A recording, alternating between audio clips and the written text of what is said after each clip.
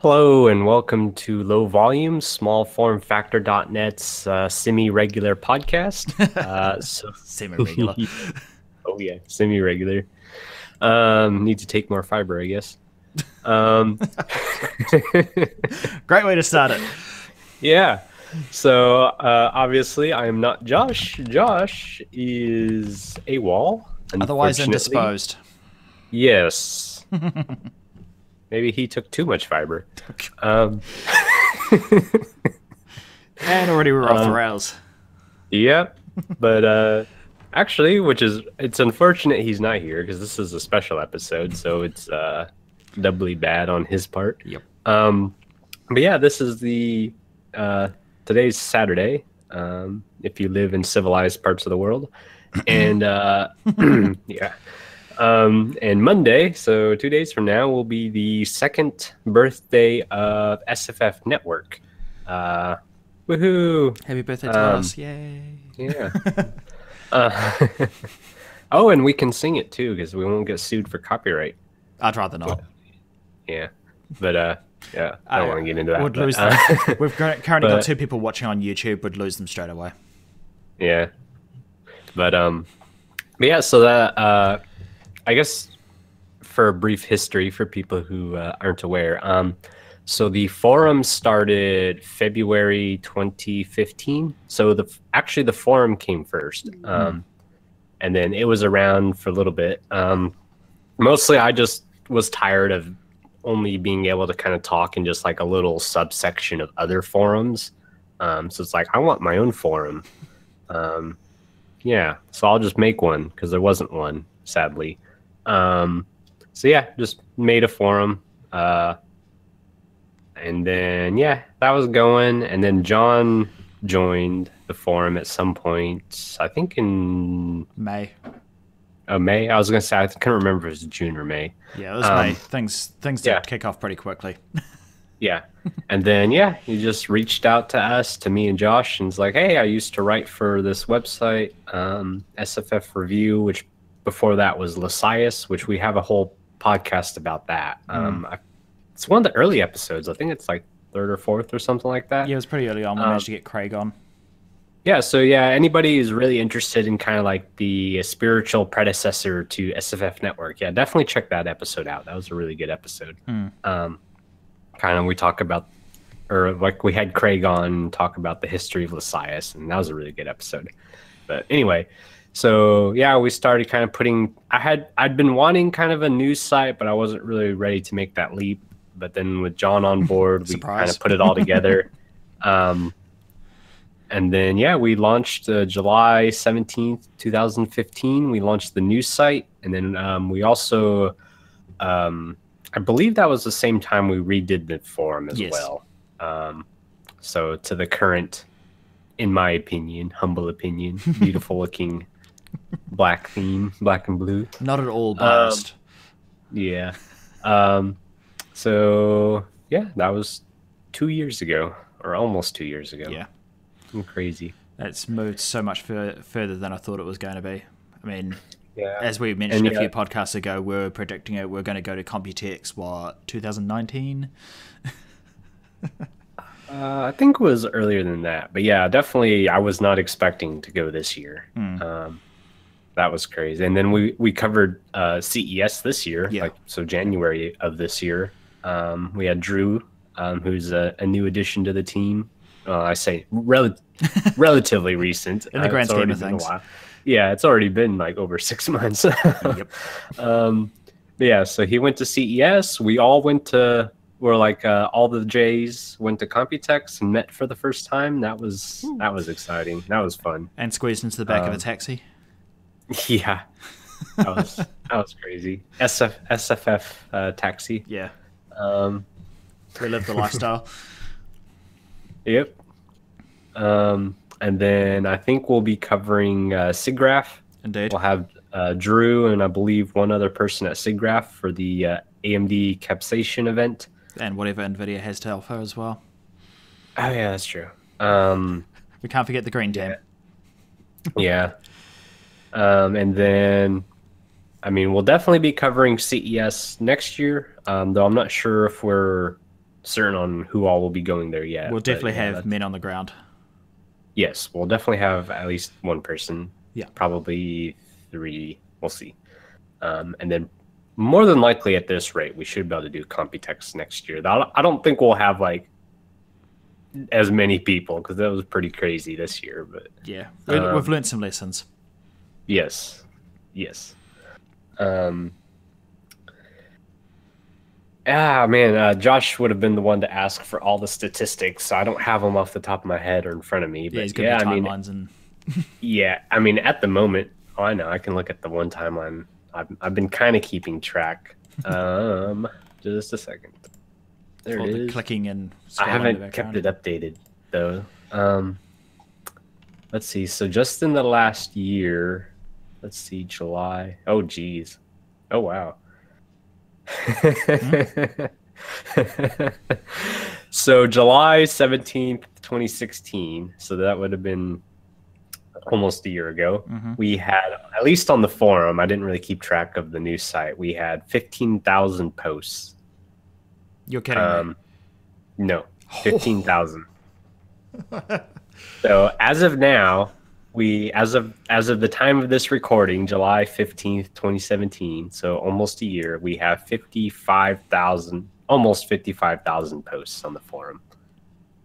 So we've added 40,000 posts in the last year. You guys just won't shut up. Yeah, and then we have, let me see, what else? We have 550 users registered. And we had 550 users registered a year ago. Now we're up to almost 2,400. Yep. So we've added almost 2,000, almost quadrupled. Yeah. No, almost quintupled the users. Yeah, that's crazy. Better than I would have ever hoped. Yeah, it's nuts. There's a lot of people out there wanting to build small, and it's awesome. I mean, it's exactly what we want. Yeah, it's pretty crazy. And like, I'm not sure in terms of like page views on like the forum and the news site, but I know that's increased dramatically. We had a big spike for CES and then another big spike for Computex. So I know both of those are quite impressive, but I don't know those off the top of my head. So we kind of skyrocket with each one, and then we balance out at a new higher normal. Yep. Yeah, it kind of plateaus at a new high.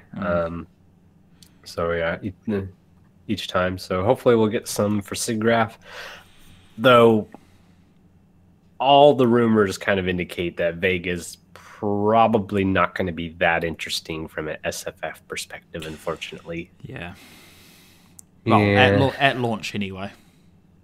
Yeah. I'm sure we'll have someone who comes along with something insane. Like, who was expecting what Zotac did with the 1080? That's true. Though, I mean, the problem is that even that's not really pushing it that hard as far as thermals, but anything similar to that with Vega is going to be insane. Yeah. I don't know. We'll see. Indeed. But hopefully they can turn it around. I'm sure if we speculate, we'll get it wrong, so... Yeah. Though at least they're doing much better on the CPU side of things. I'm happy to see that.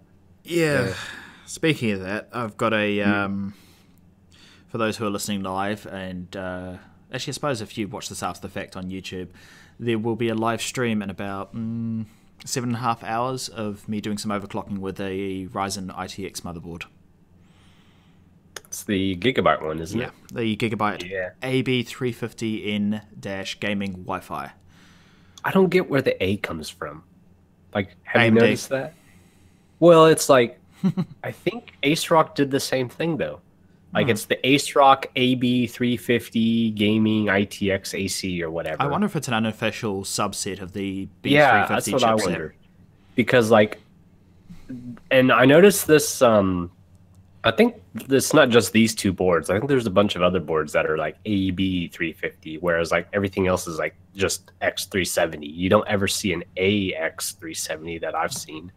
So I don't know. It's interesting. I don't know where that A comes from. I don't know. Yeah. But Yeah, what do you think of the board so far? It's not too bad. A ringing endorsement. Yeah, a lot of I've got there's a couple of issues that come up in the review as well. But a lot of people have been complaining about the layout of where the ATX connector is and the 8-pin connector is. That's one of my kind of issues. Yeah. The 8-pin connector is in a horrible place. But yeah, the 24 pins debatable depending on your case. Yeah. But, for most cases that I've seen, it's actually for a DC to DC, it's actually better. In my opinion. Okay. Yeah, that makes sense. Yeah. Because you're not running up against like stuff at the front of the case and whatnot. It also kind of works with the airflow front to back a bit better. Oh, yeah, I could see that. Yeah, and you got all your serial ATA at the top of the board. Like all of your cable mass coming off the board is all in one group at the top of the board. So assuming you've got, like, say, 20 mil at the top of the board to kind of route everything, you're good. My current rig is based on a GIGABYTE FM.2 Plus motherboard. Let's see if I can remember it off the top of my head. A88XN dash Wi-Fi, I think. Sorry, F2A88XN, yeah. They're complicated as hell. And the layout is pretty much identical. So I've got experience with this particular layout, which is probably why I don't mind it as much as a lot of the community members. Have you tried putting a large top-down heatsink on the board yet? Yeah. Does it completely block the 8-pin? Yes, it does. Yeah, that's what I figured. Well, not completely blocked. It's difficult to get in there, but if it's in a case, it's probably impossible. Yeah, that's what I was gonna say. Because you'd have for anybody just listening to the audio, and who's not familiar with this board, so you have the socket kind of relatively middle of the board as usual, and then on this what is it, the AB350 GTN, or I'm thinking the BioStar, yeah, AB350N, yeah, the GIGABYTE ITX AM4 board. So you have the 8-pin left of the CPU socket, so between the CPU socket and the rear IO, and about 2/3 the way down the board. Yeah, it's like halfway down the middle of the board vertically, and then between it, and then not only that, but let me double check a picture. It's also got some of the rear IO is just surrounding it. There's a vertical Intel Wi-Fi card there. Yeah, which kind of screws it. Oh yeah, so you have the VRM heatsink between it and the CPU socket, and it's butted up right against the connector. Though it's short enough, it's not a big deal. Then yeah, you got the Intel card, and then just the other rear IO. So yeah, installed in a case with a heatsink over top of it, it's impossible. And the CPU fan header is also in that area. Oh really? Yep. Do you know if it's do you know for sure if the chassis headers are PWM yet? Yes, they are. Ah, sweet. They're the new GIGABYTE hybrid ones, which detect your fan, and basically. I guess that we're finally past that issue then. Yeah, GIGABYTE's basically advertising this new hybrid fan headers. It's what everyone else has been rolling for about 5 years. Where it can detect if it's a PWM or a voltage control fan. Basic stuff. Did you really verify it, or does it just say it in the BIOS? It seems to be well controlled. It can get really low fan speeds that you want to get without voltage control. Okay, cool. Yeah, I don't have a multimeter or a scope or anything to completely verify, but it seems to be. Easiest way is if you power the fan externally, so then you know for sure that the fan's only getting 12 volt, and then that way if it's still a speed control, then it has to be off the PWM. Oh yeah, I'll hack together one of the spare Noctua adapters that I've got and do that. Give that a go and confirm for the community, because GIGABYTE's always been the one that's lagging in fan control. Yes, not to knock on them too much, but the way they used to do it was so annoying.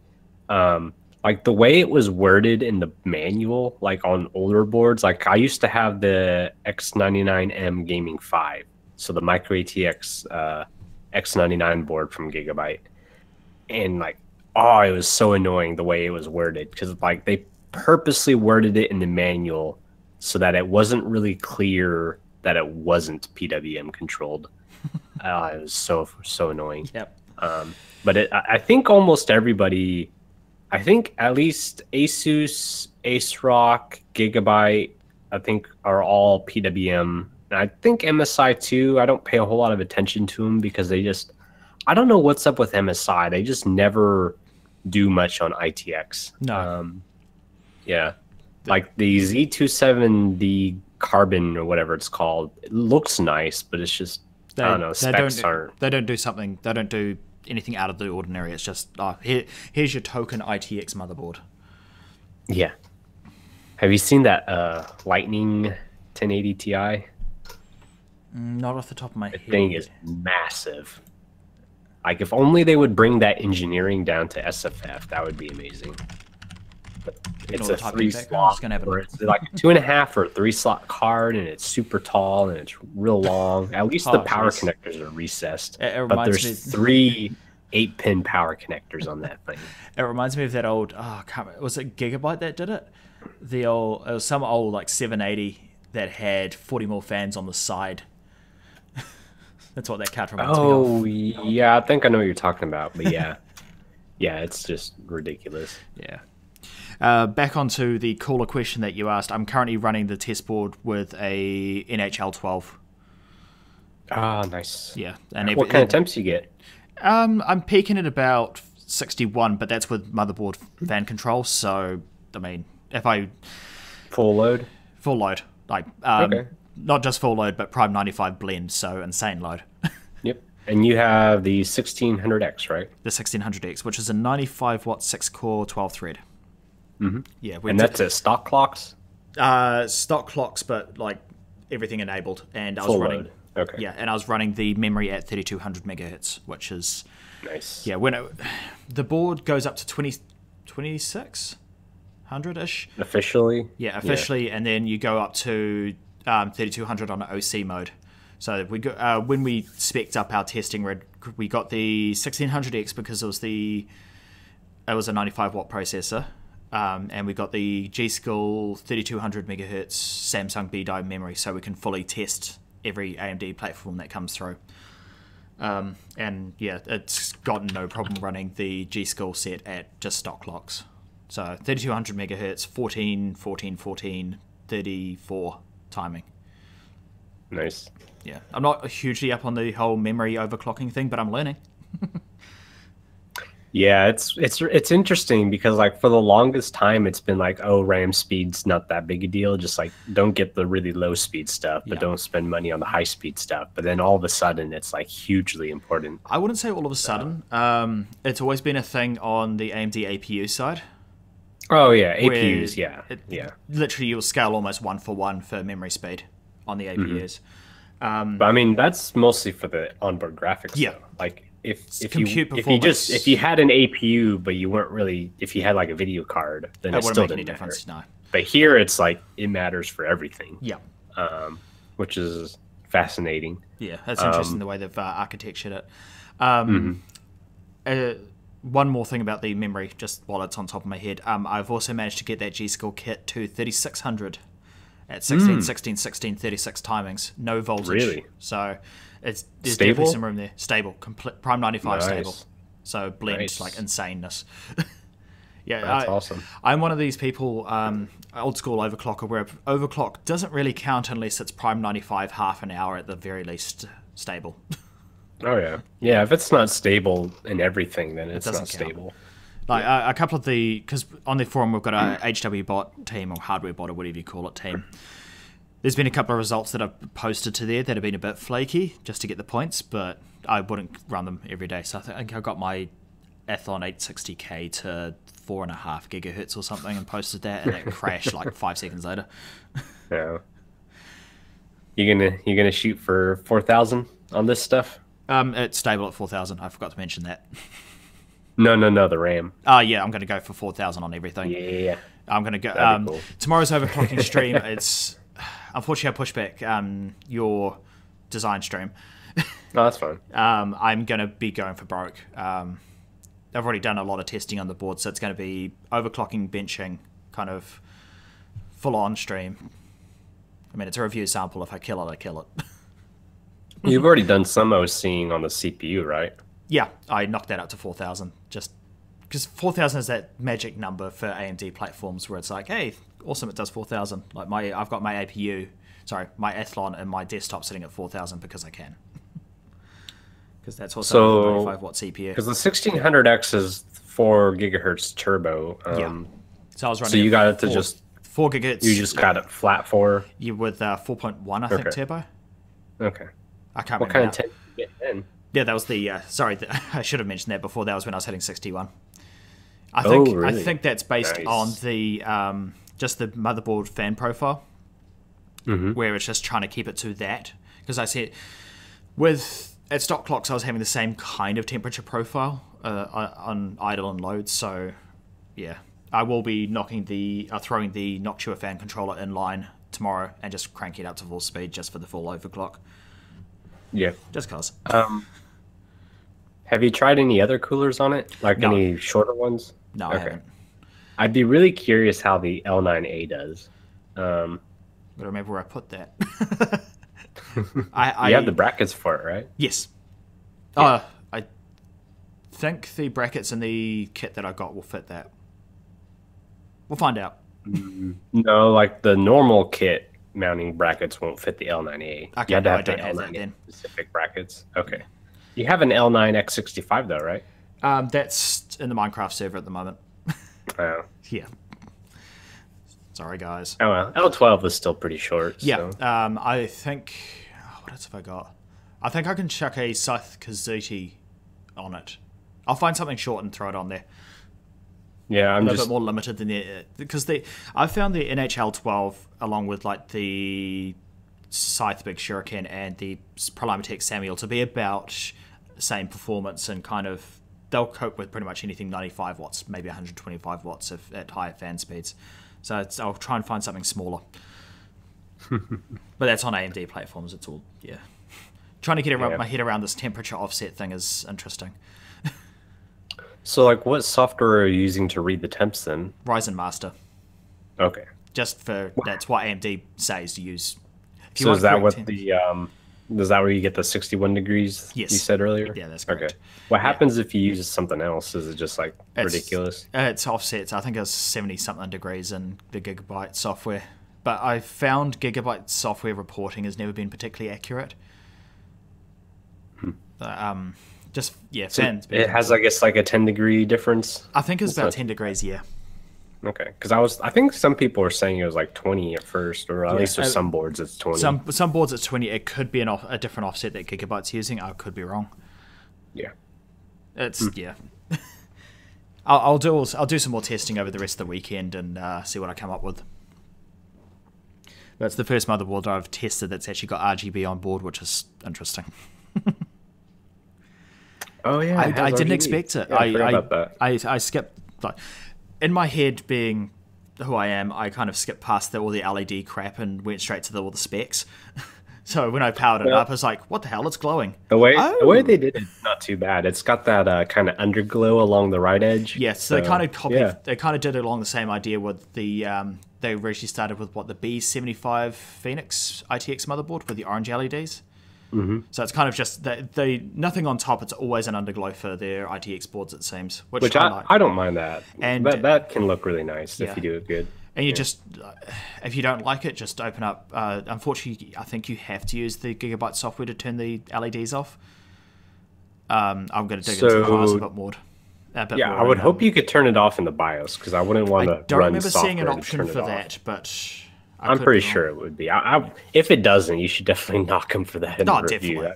That'd be lame. But you can turn the LEDs off. There is a way to turn them off in at least one thing. In the software, at least? Yeah. Is the software any good? The LED software? It's a little laggy.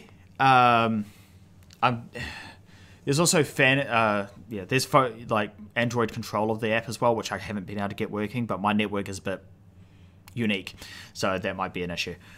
The software, it's a bit laggy, but it does give you quite a lot of options. I've been running it in a CPU temperature mode where it starts off at green and goes to orange at full.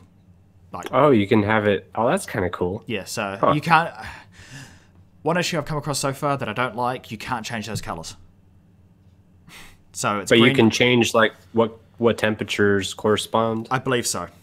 Oh, okay. Off the top of my head, I don't have it running. But I would prefer like blue at lowest temperature and red at highest, and go through green and orange in the middle.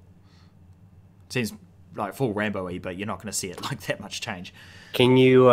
Does it have a audio sync? It does. Oh, that's cool. Reminds me of back in the day with the sound controlled CCFLs. Oh, I hate that. Can you hear the phones? I can't. We can indeed hear the phone. Open for business. I forgot to disconnect the phone line. Anywho, yeah. So far it seems like it's rock solid. The software is what I expect because as I say, I run a GIGABYTE ITX board as my workstation anyway, so I'm used to all of this, all of the software. So their app center software and whatnot. The BIOS is nice. It's how I'll put it. It's one of those BIOSes, and it seems to be laggy with the mouse. They all are. Yeah, I've yet all to the see new UEFI BIOSes are like that. Like I've yet to find a good implementation of mouse control. I just instantly revert to keyboard. Yep. I've tried many UEFI boards, and the mouse on them all suck. Yeah. It's like, why do you implement this feature if it's not good? Like, who's going to sit there slowly moving the mouse? Like, yeah. Yeah. But other than that, the BIOS seems to be relatively well laid out. Haven't come across any weird oddities. I've yet to test bifurcation on it. Wait, no, I lie. I've tested bifurcation on it where the card, I've had a graphics card and a RAID controller, and the RAID controller will, the graphics card will, the graphics card will work on the riser. The RAID card will initialize, but I haven't seen the BIOS for that, the RAID controller in as I boot. So I'm going to do a bit more testing in regards to that. I've also got a network card I can try, and I will dig out another graphics card I can use to test the bifurcation. Yeah, the NIC would probably be the easiest because you just plug it in and see if it works. Yeah. See if I could get a connection through it. But the graphics card will be an interesting one because then you could do along the lines of, I don't know, Crossfire on an ITX board. Yeah, I need to do some digging to figure out how that would work as far as power goes, though. Because if you have two cards drawing 75 watt power at the slot, then you're that'd gonna be have 150. Yeah. But which is weird though, because like most of the bifurcated risers aren't powered. It's because they're designed for service. Yeah, I guess that's true. You would be plugging like two NICs into it or something like that, or two RAID controllers. Yeah, which are usually X4, so they draw 25 watts or 35 watts or whatever it is.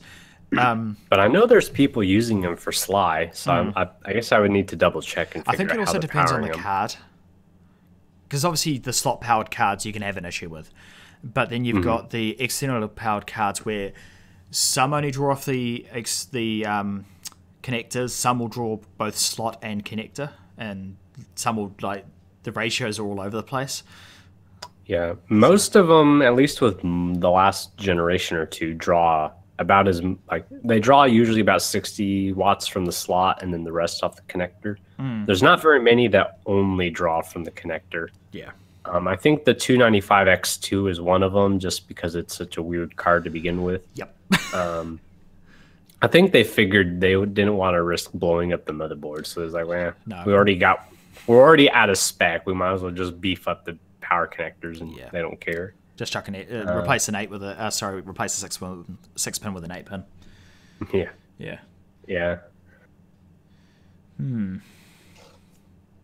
And I'm curious with Vegas, because Vegas kind of in the same boat though, because you're talking 375 watt TDP for the water cooled Frontier Edition, I think is what they call theirs. No, Frontier Edition is the regular. Is that NVIDIA? No, Frontier Edition. Oh yeah, Frontier Edition is their equivalent of Founders Edition. Yeah. But the Frontier, it's kind of complicated because the Frontier Edition that they've released is pretty much like a workstation card, but not really a workstation card. It sits in this weird kind of limbo in between where it's not really a Radeon Pro and it's not really a Radeon gaming card. Like I will say though, like the one of the use cases they've made a point of is game developers, because you take advantage of the more professional side of it for the actual development, but then it's like you want to test what you just did. Yeah. So then you can just you can actually game on it too. So that makes complete sense. It's a very limited market, but I suppose it was a very limited yes, exactly. Yeah, but then again, they're selling the card for like what, $1,500 or whatever for the water cooled one. So yeah, the drivers are pretty much optimized for both use cases. So it's or they're supposed to be. Yeah. But I suppose, and a lot of the AMD marketing as of late is for that kind of generation of stuff has all been marketed at game development, and they seem to be going for the prosumer market a lot, especially with stuff like Threadripper.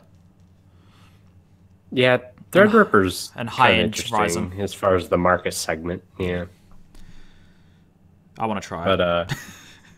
Oh yeah, the more I look at it, the more I realize Threadripper I'm not, or at least X399 I'm not so sure on, but yeah, definitely EPYC, the server side of it would definitely work on ITX because there's no chipset. Yeah, that's the same size socket.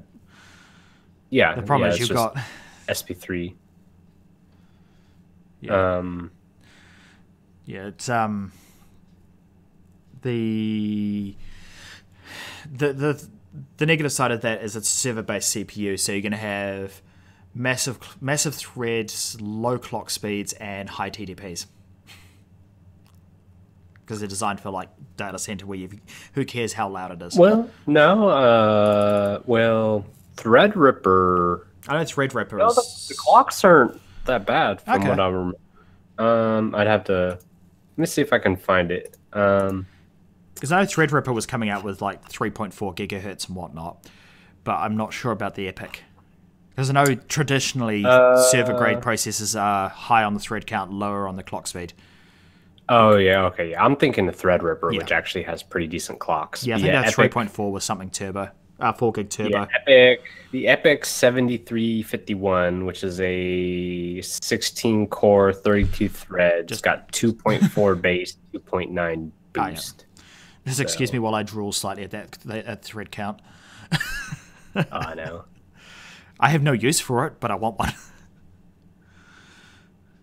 I suppose I've been looking. The thing is, though, is because I have the E5 2683 V3, I think, which is a kind of similar. E5, 2683 V3. Yeah, which is a X99 Xeon. And yeah, it's kind of in the same boat. It's a 2 gigahertz base, 3 gigahertz turbo, 14 core. And realistically, it's really not that great. The single core performance really hampers it for desktop use. So I don't know. EPYC is mostly I want it just because it's fun. It'd be just awesome to have that many cores on an ITX rig, but it's not really that practical for consumer use. And the problem with Threadripper is that it has the clocks that would make it suitable for both, just normal desktop use, gaming use, and professional, all in one. But I don't think it's completely an SoC the same way EPYC is. Well, hence the X399. Yeah, I think you have to have the X399 chipset to really make it function.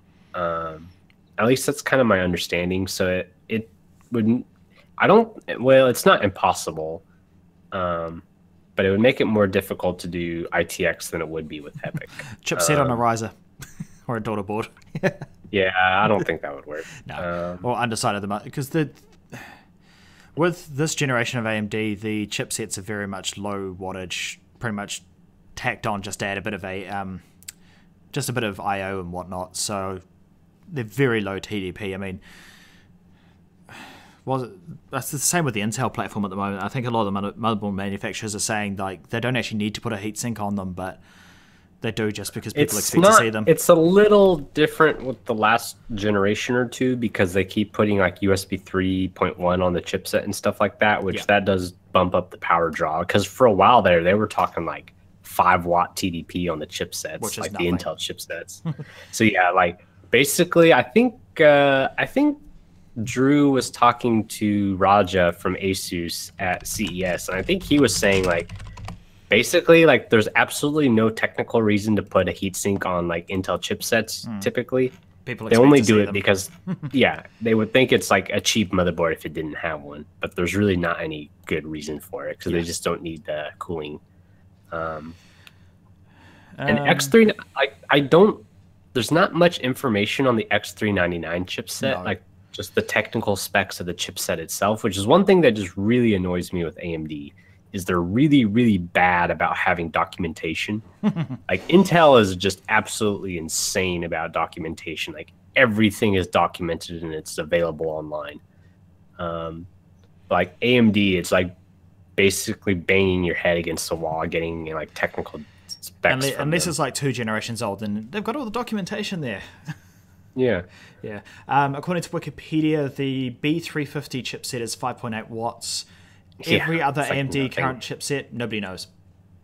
Yeah, that's the problem. Is like there's no specs available for it, so it's. But I can't imagine the X399 chipset does much because like most of the functionality is on the CPU. Yeah. It's only got 4 lanes to go into it. Yeah. Like the Threadripper, like M.2 all runs to the CPU. Memory is all to the CPU. All the PCIe basically is to the CPU. I think there's some USB 3 built into the Threadrippers, if I recall. I think so. That's relatively minimal. Yeah, so like you could definitely run the vast majority of your I/O off the CPU, but I don't know if you can actually completely do away with the chipset on X399 the same way you can on EPYC. So I don't know. Yeah. But yeah, I would so love to see I guess I forgot EPYC clocks were that bad. So yeah, I think I would really like to see a Threadripper ITX. That would just be fun. Or no. I would love to see a Threadripper Mini-DTX. That would be amazing. Yeah, get the correct motherboard because that's a workstation level one. Yeah, full dual X16s. None of this X8 nonsense. Yeah, X16, X16. Yep. And then RAM at slots. least 2, maybe 3 M.2. Yep. Because that would put you like 32. And then if you do 3 M.2 at X4s, then that would put you at what, 44? And then it has what, 64 total. But I think some of those 64 lanes are dedicated to like you don't really have all 64 available, I believe. I think some of them are actually dedicated to the chipset. They are. Which is kind of cheating because like Intel doesn't count the what is it, the DMI lanes. Like they don't they don't count that as part of like the PCIe lanes on the CPUs. So I think that's a little bit disingenuous on AMD's part.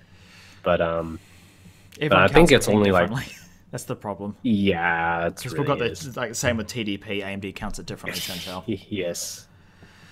So that's kind of interesting too, is like, well, I guess real quick. So yeah, I mean, even if you did like 2 full X16 and 3 M.2s, you'd still have lanes left over. Yeah. So that's pretty awesome. And but yeah, like, it's really interesting how we're kind of like in opposite world now.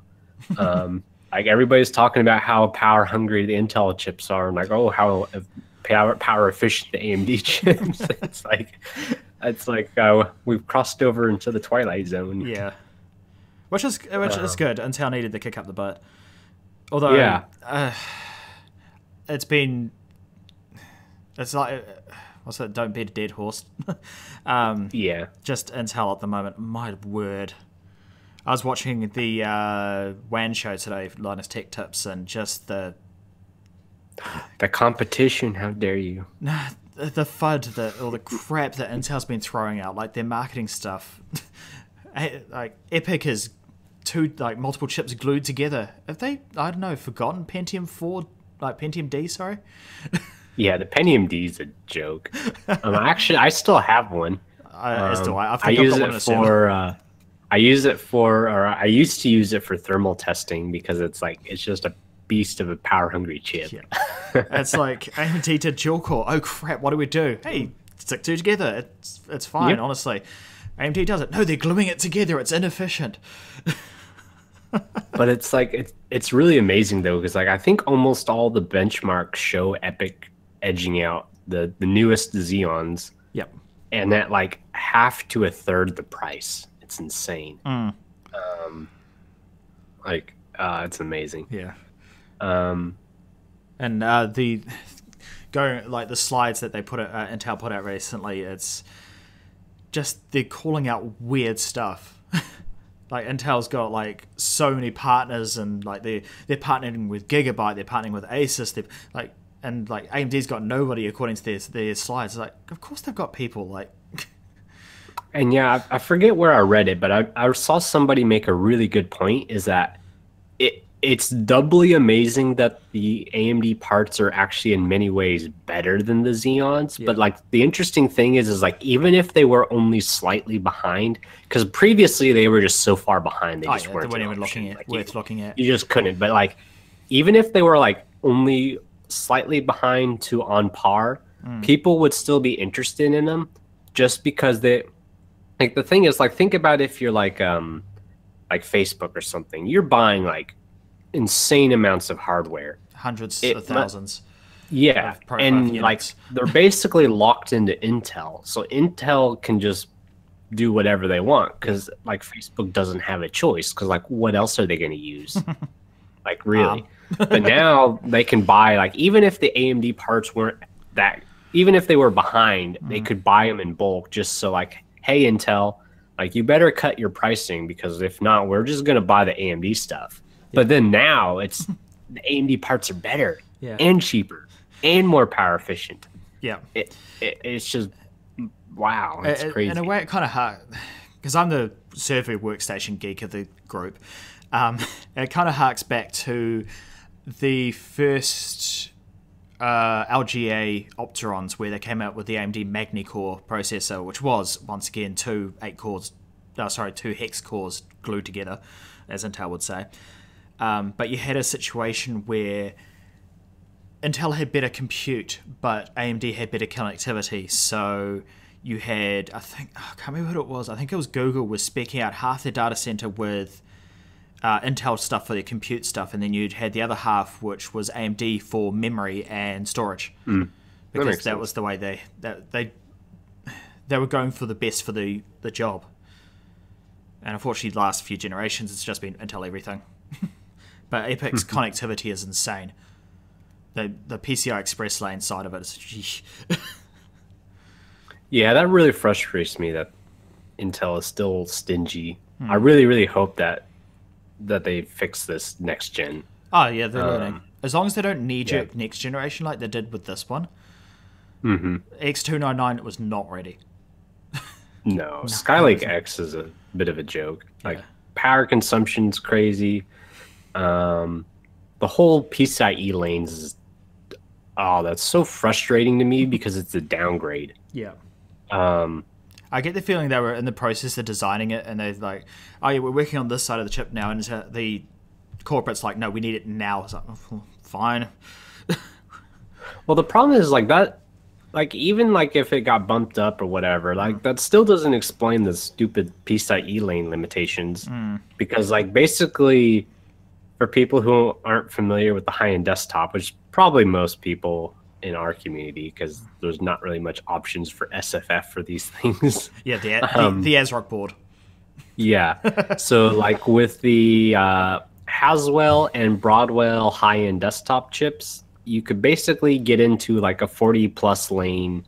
I think it was 44 or 40 lanes. I think it was 40 lanes, PCIe 3.0 lanes off the CPU at about $600 for the, I believe it was starting with the 6-core.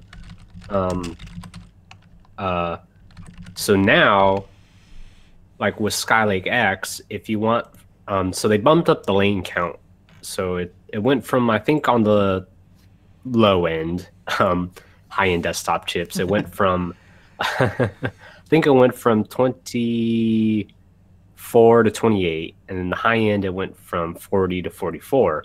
But then like now to get the 44, you had to spend $1,000 for the 10 core. I forget the model number for the Skylake X chip. So basically, they almost doubled the price to get the full allocation of PCI Express 3.0 lanes. Yeah, which is so frustrating. Yeah, because like Threadripper will give you what 64 lanes on all the parts. Every SKU. That was funny at that's Computex. so annoying. Lisa Sue at Computex was funny. The entire oh yeah, I didn't go to that. Yeah, the entire event was pretty much unlike the competitor. We give you everything on every SKU. All we're moving is core count and clock speed. That's all we're messing with to give you these SKUs. Yeah. Have you seen anything about the new Xeon scalable architecture or whatever lineup? No, but I think Jordan just posted something in the Discord, which is available to our subscribers, about there being 7 different chipsets or something. Yeah. No, it gets worse. Oh, okay. I was watching the PC Per podcast. Okay. Yeah. Do go on. And well, they're not really well, I guess they are competition, but anyway. So yeah, there's 7 chipset SKUs. There's, I think, oh great, now I'm drawing a blank on his name. Well, that's embarrassing. Oh, great. Anyway, there's like 58 different SKUs for the CPUs for the Xeons, the new Xeons. What the actual? Yeah, that kind of to me smells of this. Oh yeah, there it is. Yeah, check out that chart. It kind of to me smells of like this. The Intel like technical team is like, okay, this is what we can do with the chip. And this is before they start like, okay, no, this is pointless, when they kind of knock it down to say, I don't know, 10 SKUs. And they're kind of like, oh crap, we've run out of time. Okay, have everything. Yeah, it's like, just, what? It makes no sense. And the thing is, it's not even that there's like 58 different increments between like the lowest end and the highest end. There's like 4 different lines that are overlapping is what it is. Yeah. So like different SKUs have different clocks, different core counts, different memory support. Like if you want, I think you can get 785 gigabytes of RAM on certain SKUs. And then if you want the full 1.5 terabytes, then you had to bump up to like the $3,000 more expensive version of it. I'm surprised they didn't put it like on an unlock dongle key thing. Well, it's basically, it's just the dongle is built into the chip, and you got to pay $3,000 for it. Yeah. That's basically what it is. It's insane though. And then like you look at AMD, and it's like, yeah, you get everything on all the chips. They just differ in like clock speed and car count. And you can have your cake and eat it too with AMD. Yes. That's, like, oh, I think this is the chart. I've never come across we've never had a CPU generation where things were just this messy on one side. Like, we've never had this level of SKUs from one manufacturer. Yeah. Like Intel's SKUs have always been, at least for the last several generations. They've been messy. But they've never been this messy. Yeah, this is particularly bad. Like in previous generations, they've maybe had 52 SKUs total. Now they've got 52 SKUs on the Xeon alone. Yeah.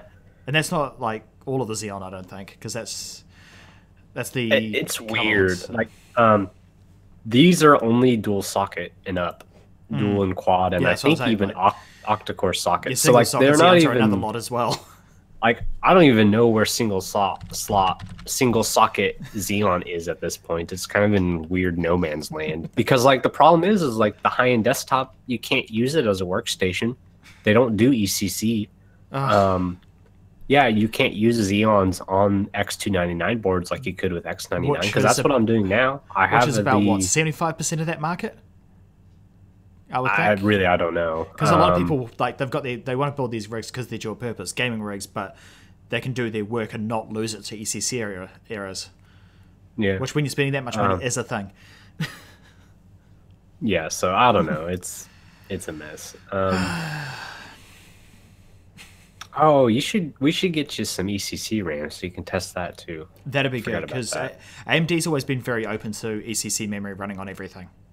Well, the problem is like, I think the official thing with Ryzen is that the CPU supports it, but it's up to the motherboard makers to like implement it and validate it. And I think what happens is like a lot of motherboards, it's like CBF. It works, but it's like not guaranteed. And like I'm wondering, because I know this has been a problem on some other boards. I think some Intel boards like X29 or not X299, X99.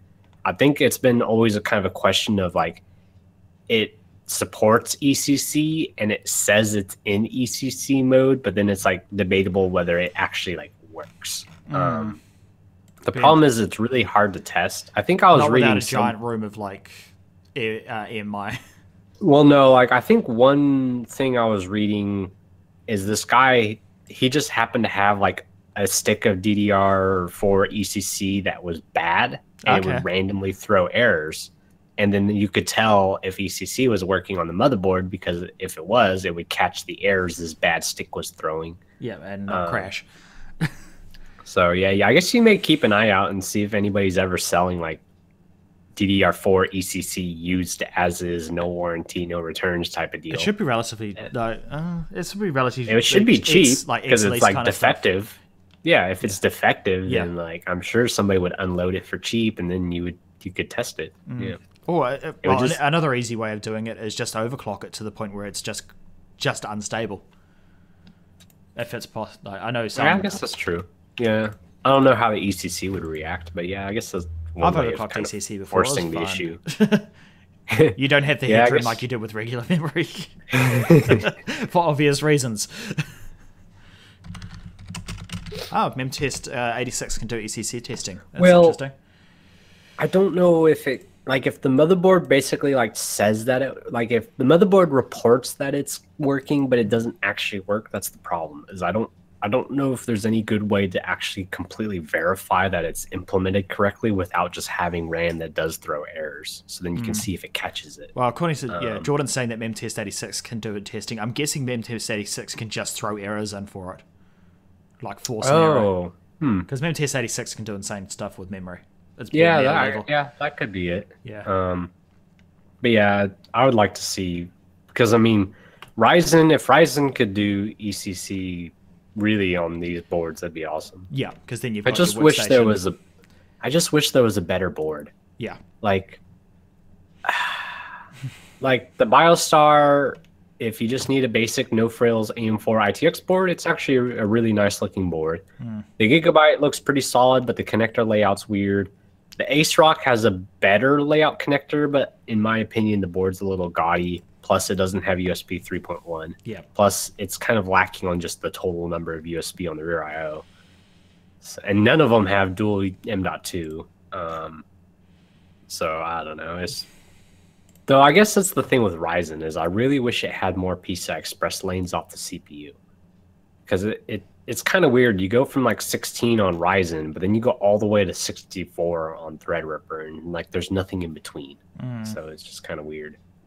And then you have like Ryzen Pro, but it basically... We've yet to see much on that.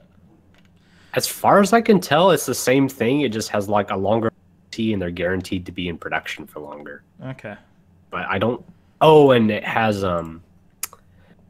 whatever AMD's version of Intel's like secure platform type of stuff. I think it's got an ARM core and... yeah, it's like all that stuff, but as far as I can tell, there's not any other advantage. Like, it doesn't have any more, like, there's not more memory controllers or PCIe lanes or anything like that. Nothing like you would notice. Be interesting to see when they actually, because I've done some digging and I've found very little on Ryzen Pro. Yeah, there's not. I mean, really, it just doesn't look very interesting for most people. And I don't.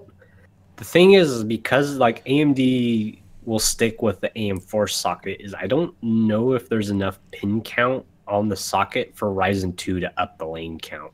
Like, I don't know if that's possible. It depends, because there's a lot less connectivity to chipset than there used to be, so there's that. But it's also, what, AM3 was 930 something pins, FM2 was around there as well, whereas they're up at like 1300 now. So I'm getting but there's also like a lot more stuff going on in the CPU, so I don't. I would think that's all internal. I'm hoping they've left enough pins available to up the lane count. It's a big jump. It's a big jump in pin count for AMD. Yeah, for sure. Yeah, they've gone from weird because then you go to Threadripper, which is just absolutely insane. 4,000 something. And LGA at that. AMD's Pro lines have been LGA for, well, their server kind of level stuff have been LGA since K8. So the first option. I know, but it's just like 4,000 something pins LGA. Yeah, 4,094. Yeah. But yeah, like if we could add 8 more lanes to Ryzen 2, that would just, to me, that would be perfect. Like 8 cores. And then what you could do is on an ITX board, you could have 16 lanes for your slot and then 2 M.2 slots at full power or full speed directly to the CPU. And like you could even, if you, well, I don't know if I'd want to sacrifice M.2, but I guess theoretically, if that chip existed, you could do Mini-DTX with a full X16 and then an X8, which would be kind of interesting. I'd prefer that over having M.2. Yeah, I don't preference. Because if you've got enough room in your case for 2 full-size cards for, I mean, it would be cool, but it's like you could just bifurcate the X16 and have X8 and keep the M.2. So triple X8. Yeah. Try Crossfire, because that's a thing. Unlike NVIDIA. Yeah. AM4's 1331 pins. And they should have added 6 more pins. Yes, I made wasted opportunity. I made that remark when the Soccer Fest came out. AM3 is 938 and 940, and FM2 is 906. So it's a good 400 pin jump. Did 939 have 939? Yes, they did, and 940 had 940. I still have it. I have my 939 64X2 CPU and motherboard. I want to rebuild it. Yeah, they were. Like the problem is that EVGA board that I had was part of the capacitor plague, so like all the caps are busted. It actually works though, despite that. But for how long and how stable? Yeah, but I've been kind of thinking like one day if I have like a desoldering and soldering state, like a hot air station, is I want to recap that board and then build it into like a nice XP gaming. Retro rig. Though it's actually kind of weird. Like one of the games I wanted to play would be Homeworld, the original Homeworld, but that's remastered now, so I don't really have to have an XP box to play it. The only other one I really want to play would be MechWarrior 3, but that's actually a 98 game, and I don't know if it would even work on a 939 or like a 64X2 because like I want to see why not. There's a physics bug. The physics engine is tied to the clock speed, and like modern CPUs are too fast, and it messes up the physics engine. That is really late in the game to be tying something to clock speed. Well, it's not like directly tied to clock speed. It's not like hard coded to clock, but it's like very related. Yeah, but we had socket 462 and overclocking in the middle of that. Yeah, well, I mean, those would still be okay. Like Pentium 3, maybe Pentium 4. I don't know. But with the abuse that I put my Duron 1800 through, I don't think I would have coped with that. Yeah. At one point, I was running my Duron 1800 at 2.8 gigahertz on air. Yeah. Like, I remember this was when AMD was last relatively dominant, and I remember showing up to LAN parties and these guys had their brand new Intel Pentium 4 3.2 gigahertz rigs sucking down 100 something watts of juice, and I'm like loading up games and everything so much faster than them and better frame rates and everything. And I want a Duron for fuck's sake. And we're back to that too. Yeah. Like the Skylake X, you're talking like 180 watt TDP. Oh, yeah, for the 8-core, and it's insane because like I think Jord mentioned it earlier. It's like Intel is usually conservative on TDP. AMD is usually optimistic. At least like the way the numbers, the rated TDP is to the actual, just because of the way they measure. But now we're like, Intel is like 180 watt TDP on Skylake X, and like it's every bit of that. Yeah. And then you overclock it, and you can shoot way above that. So it's crazy. Like the tables have turned. And yet Intel mocked AMD 2-3 generations ago with the 9000 series bulldozer chips. Well, those things were monsters. Like 225 watt. 9350 or whatever FX was like 225 watt, and it was every bit of 225 watt Yes, TDP. Those things were insane.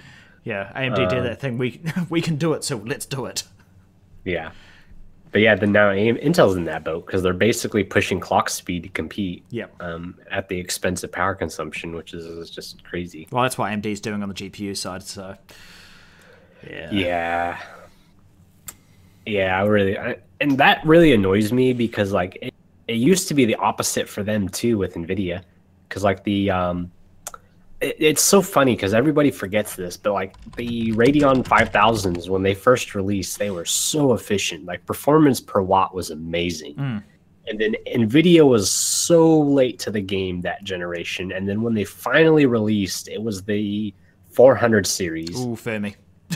Yeah, which people like literally like nobody actually succeeded because it actually wasn't that hot, but people did try to bake an egg or like fry an egg on a RX or GTX 480 well, it didn't reference. help that they designed the reference card with a grill.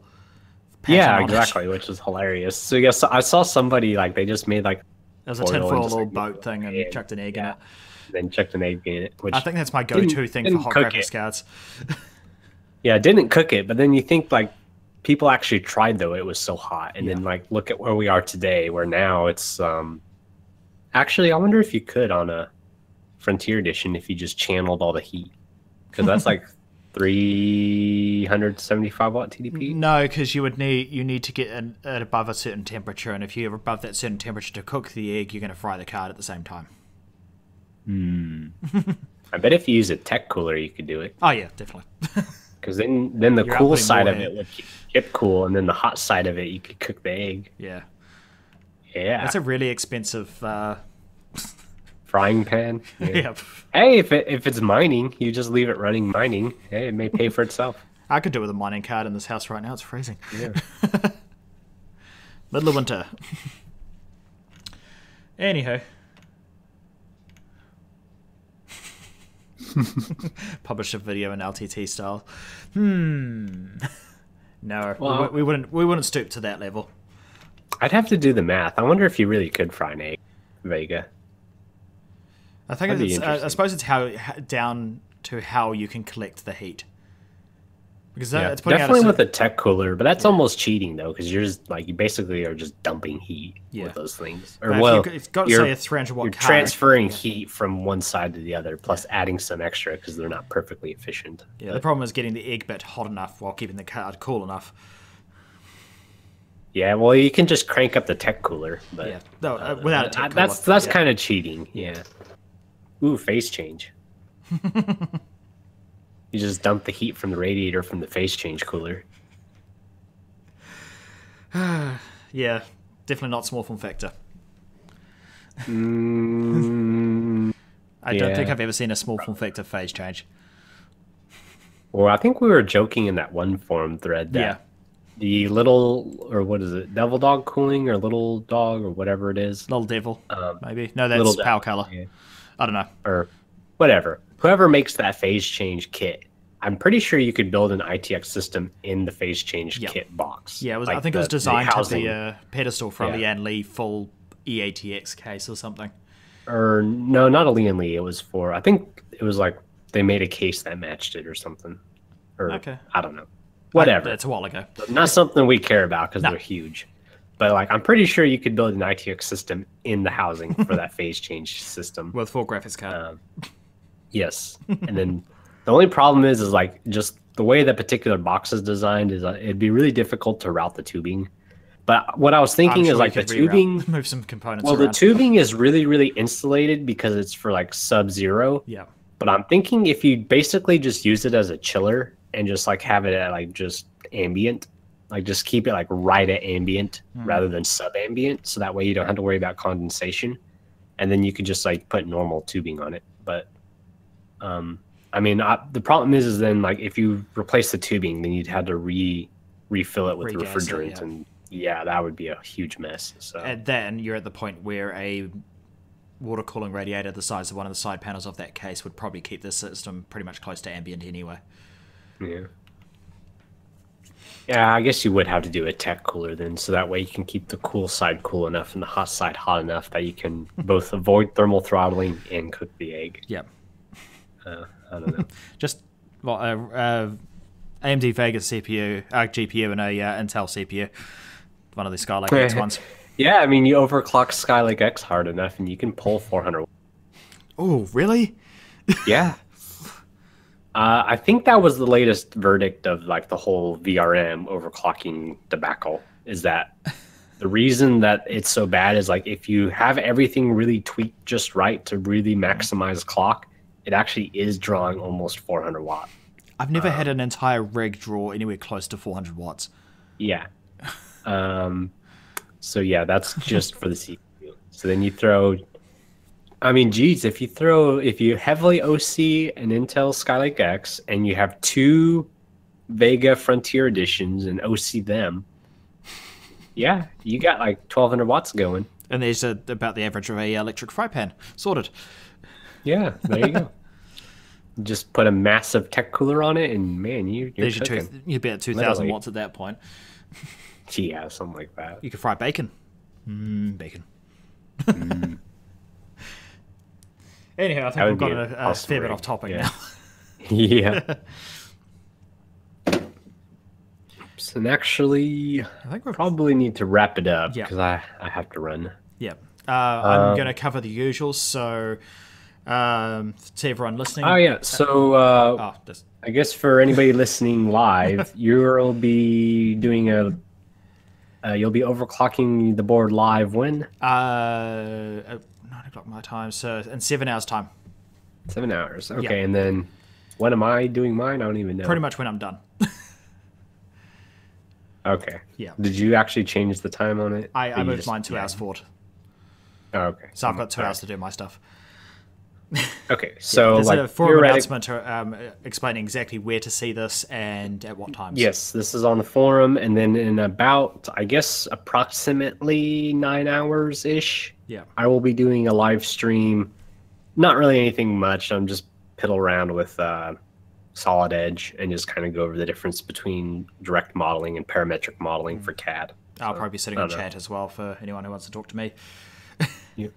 Yeah, I think if you're not starting till 4, I think I may miss the beginning, but I think I can catch most of the stream, so I'll be there too. Yeah, the beginning will just be minor tweaks and just going over the BIOS and stuff like that. And maybe Josh will finally wake up and he can join us too. He's still not awake, is he? Nope. Oh, jeez. I don't know what happened there. Ah, well, he probably needed to sleep. He's a busy man.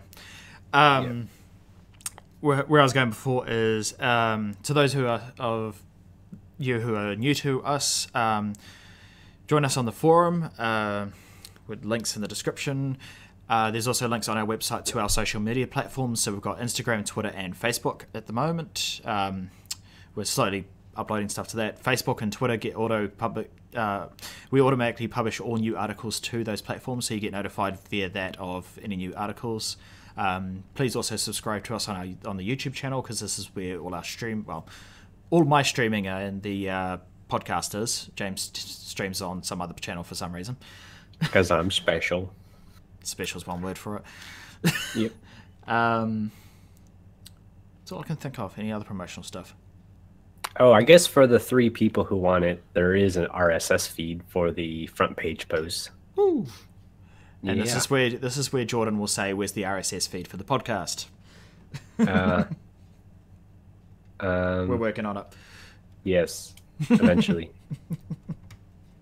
No, that is one of my goals for, I guess, since this is the birthday episode, because like one of my goals for next year is, because I'm kind of waiting on the new version of Foro, which is the forum software, because like it's basically a complete rewrite from the ground up using what they've learned from the current version. So Zenforo 2.0, and it has a lot of much needed improvements. Well, not really needed. It's more stuff I want. Nice to haves. Yeah, like one of them in particular that people have requested is like a better breakdown of like who all's staff, who all's like vendor reps and stuff like that. That would be good. Which, because we have there's not really a very good way to do it now, but Zenforo 2.0 is going to have more fine-grained control of like the members page on the forum. So then I could have like different sections for like different user groups and stuff like that. So there's like a lot of little details that I really want to do. So I don't think it's going to happen this year, but yeah, next year, yeah, it won't look drastically different. Like the theme will be fairly similar, but it'll probably be different, just kind of more tweaked, and then like little improvements like that from the underlying code base improvements. Wiki need to fix that. That's been on my list forever. Podcast, yeah, podcast for sure, and then hopefully we can do a new front end or back end, I should say, for the front page. So basically, all the softwares will be hopefully updated next year, but upgraded. I'd say upgraded rather than updated. We're up to date with everything. Yeah, that's true. And then more coverage of CES, Computex. I'd like to get some European stuff. So I don't know. The problem is there just isn't like CBIT. There just isn't really much announced there anymore. No. So I don't know, but it'd be cool. Just I don't know. Just have coverage there, I guess, if there is anything. And yeah, I don't know. I guess just more of everything, more posts, more reviews, more coverage, more of everything in a itty bitty little space. Yes, of course. Of course. I think we're about should wrap it up. Yep. Okay. Cool. Well, I think we've covered everything, and then John will be on later, and then I'll sometime after that. Yep. If you're watching live, and then we'll have all these announcements on the forum as well. With more to come. Trust us. Yes, absolutely. So, awesome. All right. Well, that's it for this episode. So we were missing one of the J's, but I hope you all had a fun time listening to at least us two ramble on. Yeah, this was very much more a rambly one than normal. Yeah, but oh well, that's fine. It's a good once in a while. All right. Well, that's it's me, James, and then John signing off.